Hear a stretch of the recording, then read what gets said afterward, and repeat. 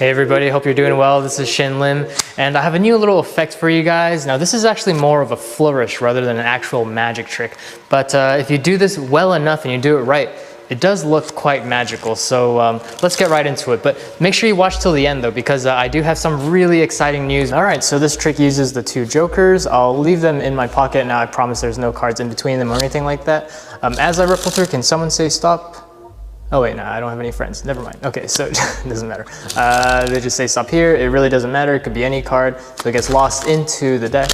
Now with the two jokers over here, there's really nothing in between them. But if I wave 1, 2, 3, and one card lands in between, and that is your card.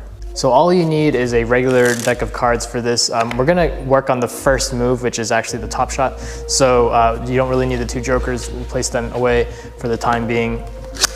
Now the top shot, I'm actually gonna briefly go over this, but Takumi Takahashi teaches it really, really well in a study of Leonard Green. I can link it down below for you guys. But essentially, this is a brief overview of the move. This is what it looks like, okay? All you're doing is you're shooting the top card. The finger positions is your first finger like this and your thumb here. The pinky is gonna do a lot of the shooting. I know some people actually use these 3 fingers to shoot up, but I actually only use the pinky. Now, the way I perform this, when you have the two jokers and you're doing the move, I need to have the deck in mechanics grip. I can't actually have it in this grip. The reason for that is because we want it to not look like a move. We want to kind of do it off the cuff, and so people aren't really exactly expecting it. You're going to need to have it in mechanics grip, which is this grip with the first finger here, okay? But first I'm going to teach you the top shot. So the top shot is thumb here, first finger here, and the pinky then uses the friction of the pinky here, causing the top card to kind of flip out like that. All right, if you've ever done the Cardini change, that's that right there. But I'm not gonna teach the Cardini change because I'll literally get slaughtered by magicians. Now, all you're gonna do, once you kind of get that move down, then you're gonna try to do this in mechanics grip itself, okay? Which is the exact same thing, except now your first finger, you don't have that kind of grip of your thumb and your first finger here. The reason why they're usually here is because you get this really strong grip of the first finger and the thumb. Once you're in mechanics grip, all of a sudden you don't really have that grip anymore, okay? And that's why it's kind of important to practice it first like this, and then once you kind of get that down, then you can get into mechanics grip, all right? So this is kind of the trick. It's very simple. Once you master the top shot, all you have to do is you just, your favorite way of controlling the card to the top, all right? I just did, it's just utilizing a very simple control.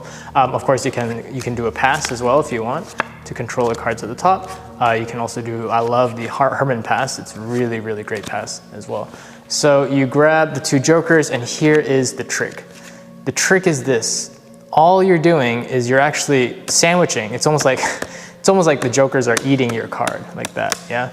You want to put pressure between your middle finger and your fourth finger, as well as your thumb on the two jokers. And if you just open them up like a mouth, they'll open up just like that, okay? Now you can't go for too long because then that card's just gonna fall because of gravity, all right? But in the action of swooping your hand from left to right, you actually do the top shot like this. And it looks really, really, really cool. Don't practice it like that first though. I want you to practice it like this. So you're first gonna start out here and top shot straight into the two jokers, okay?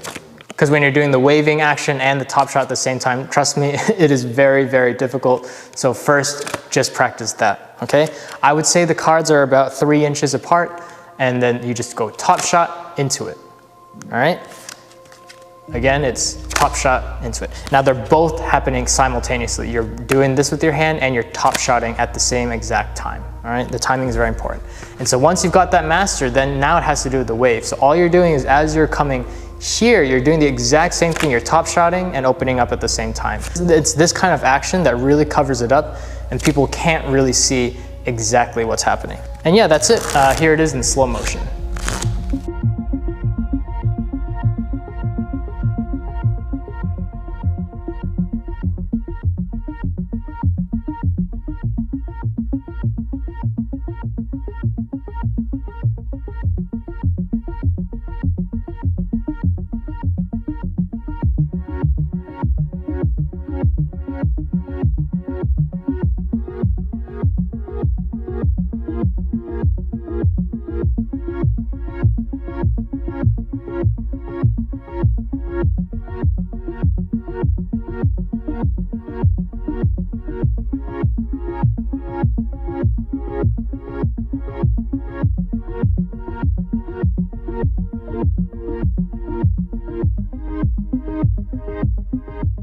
All right, and there it is, guys.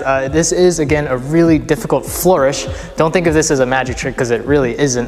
This is more of a juggling move that if you do well enough, it looks very magical. You can add this to your sandwich routine, and it will really, really add a nice flair and a nice touch to any routine, or even an ambitious card routine that you're starting up. But without further ado, I want to talk about a second crash course live stream. Almost every single one of you guys that actually joined the very first one wanted a second one, and you guys asked me, so I decided, yes, I'll do it. Here it is. It's pretty much a compilation of color changes and visual changes that I've compiled into a routine. Regardless, here is just a small little sneak peek of what's to come.